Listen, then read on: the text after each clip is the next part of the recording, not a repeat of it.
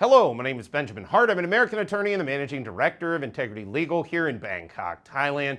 Starting to hear a lot of odd things about this destination Thailand visa. I'm very curious as to what the state of play is going to be with this in Q1 and Q2 of 2025.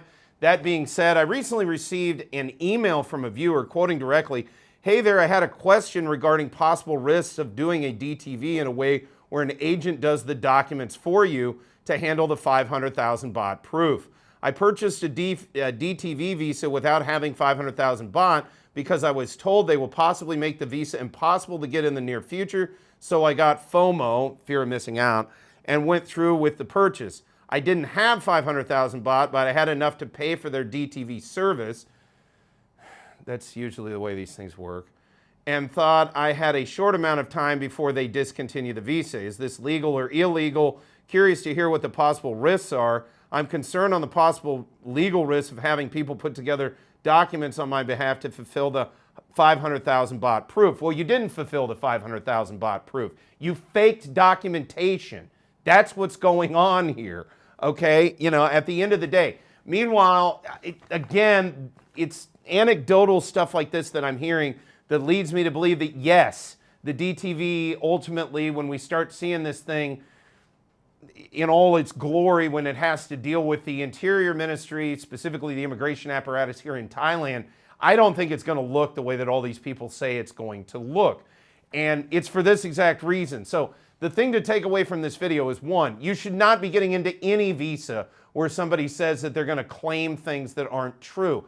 Yes, I know there's a lot going on with notions of extensions of retirement visa status and having people loan money into your account.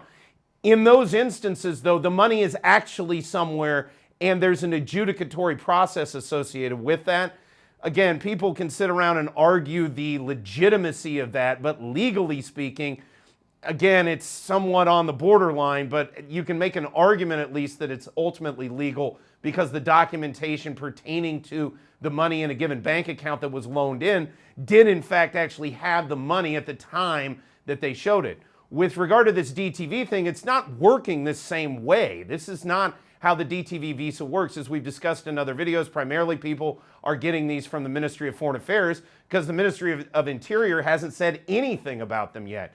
Meanwhile, I suspect that there's high levels of fraud associated with this thing, which, again, seems logical that there might at least be some, as some anecdotal evidence is often indicative of further actual factual activity going on in the background. But leave that aside. Again, at the end of the day, if at the beginning of the whole process, you're basically putting forth documentation that is not factually accurate to your financial situation, yes, that's going to put you into a detrimental position. Again, it would be considered fraud and misrepresentation in an American immigration context. It would, that would be considered a ground of inadmissibility. I would imagine it would be something akin to that from the Thai immigration system, where they would say basically, well, you got this visa on false pretenses. Why would we want to continue maintaining it, let alone let you keep it? Again, what ultimately happens with regard to this DTV visa remains to be seen. But the biggest thing to take away from this video is you should not be putting forth documentation pertaining to the application for this type of visa that is not factually accurate.